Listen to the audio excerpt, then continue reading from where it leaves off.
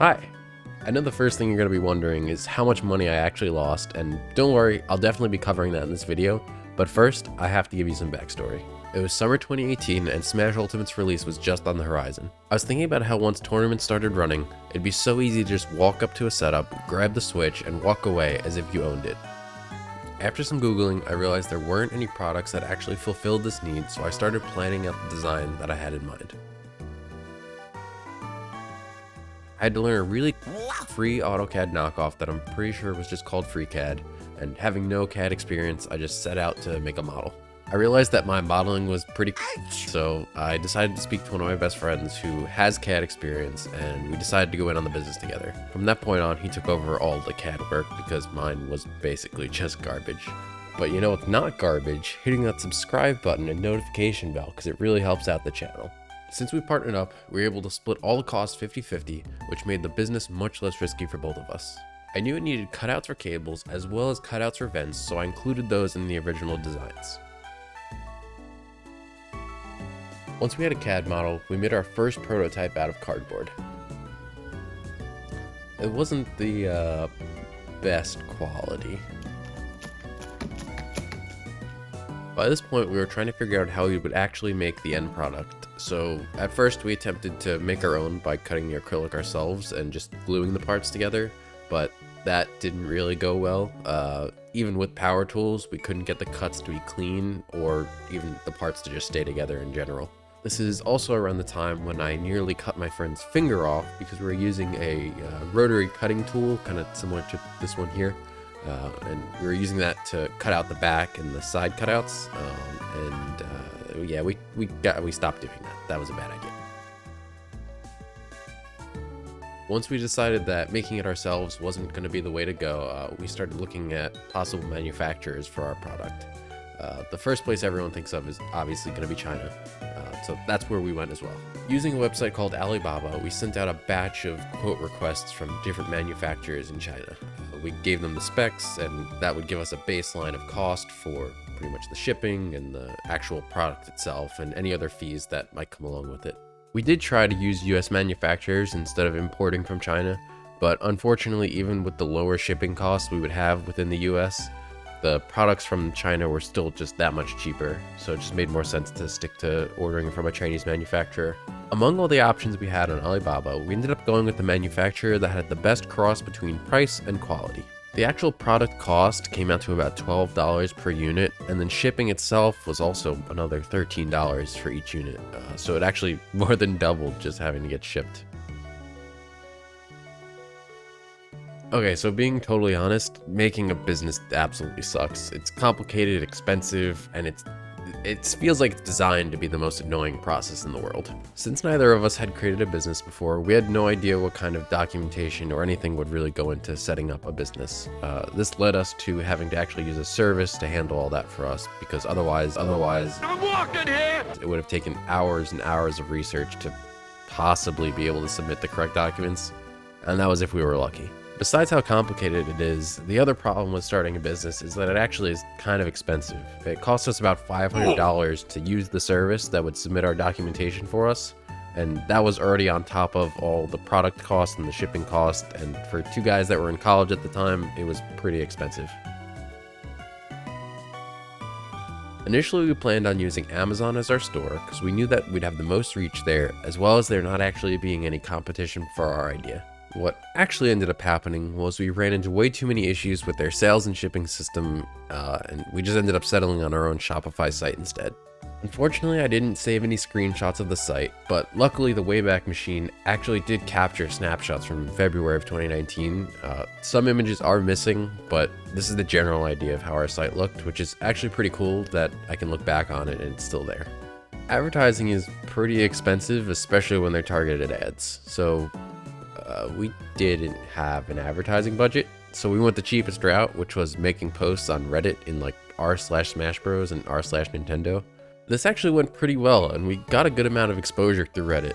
I actually think this is what led to the Switch Guard being picked up by several news sites. Nintendo Life, Nintendo Soup, and even CNET wrote articles on it, and it was actually super cool to see our product showing up on these news sites. Both Reddit and these articles are what led to a lot of initial sales for us. Since we had limited money to work with, we went the route of looking for partnerships with existing businesses and tournaments to get us by.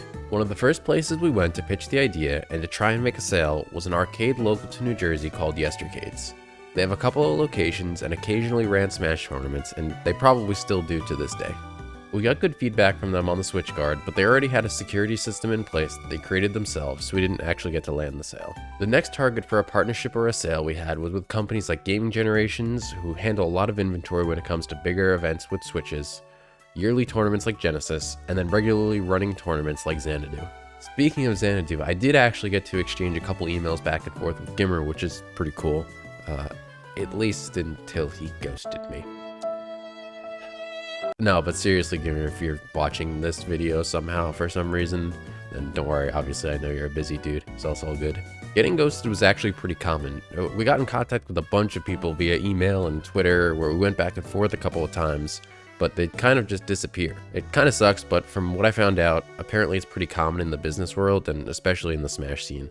It was pretty much the same experience guys typically have on dating apps, but instead of women ghosting them, it's their fellow Smash nerds. When we weren't being ghosted, a lot of the orgs we spoke to were effectively looking for free product in exchange for advertising, which I understand and I think it's fair considering we were much smaller than them. The problem we ran into though was we didn't have the cash to be able to give away the inventory and then also be able to order more stock when we got orders in through the advertising, so we kind of had to turn those agreements down. Initially, when I came up with the idea, the only other option on the market was a $100 display case that really looked more like it was aimed at like a GameStop or a hospital or like Target or something, rather than for tournaments. So it kind of seemed like an untapped market for the most part. By the time we had gotten through planning and ordering the first batch of Switch Guards, another product had come to market, priced at only around 25 bucks. It was 3D printed and definitely lower quality than the Switch Guard, but they had undercut us by half price, which is basically what we did to the other enclosure that was on the market too. It's actually kind of funny, back in August when I was at Super Smash Con, I actually saw the 3D printed ones being used, which actually kind of hurt a bit, you know, because I had a product that did that but failed, but I don't blame them. Our initial starting price was $50 with the option for larger purchases to have a bulk discount. This pricing was enough to allow us to recover business expenses and give us a bit of extra return to reinvest in the business. After several months being on the market, we had only sold 25 of our 100 units, and we're realizing that pricing was really our biggest hurdle. So we decided to drop down to $30 each, which ended up selling significantly faster. It seemed like the $30 price point was a good spot where people were willing to get the higher quality product for a little bit more money. Unfortunately, the problem with this price point was after all of our expenses for the actual manufacturing, the shipping, website upkeep, and the business creation, $30 was barely breaking even for us. In hindsight, we really should have been taking a loss in several places to gain market share so we could have increased our exposure and in general been able to move more units. But since we didn't have much money to spend on it, we were too afraid to move forward with those kind of risks, and ultimately that's what led us to not being able to grow. I know this is the moment that most of you guys have been waiting for. These are the rough estimates because I don't have our actual expenses documented anymore, but I did pull the numbers from a Reddit post I made towards the end of the Switch Guard's life, so they should be pretty accurate. So for the business alone, we spent about $2,200 in just startup related fees, like creating the business, trademarking Switch Guard, running the actual website and buying the domain, all of those kind of expenses. We were also charged fees when it came to tax filing because we had no idea what we were doing and we did not file correctly the first time. Oops. As far as the actual product, that cost us around $1,200 to manufacture our initial 100 units, and then the shipping cost us around $1,300 for all those units. This brings our total cost out of pocket to around $4,700, give or take. That's a rough estimate.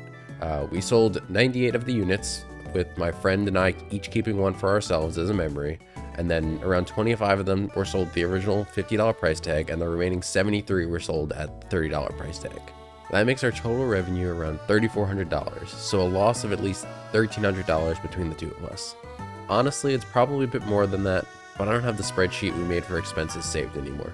So split that loss two ways, and we're both out around $650 on the project. Overall, I'm glad we created the Switch Guard. It was a cool idea, a fun experience, and it gave me a bunch more insight into how running a business works. I'm super proud of the fact that we actually sold all of our product and were able to give homes to all the Switch Guards. Did we lose money? Yeah, but it was definitely worth the risk because we saw an opportunity and we tried to make the best of it. Based on this experience, I would definitely recommend trying to build a business if you have some extra money and an idea that you're interested in, because even if it fails, it still feels really rewarding to try it. And plus, you never know. You could have an idea that just takes off that you can run with.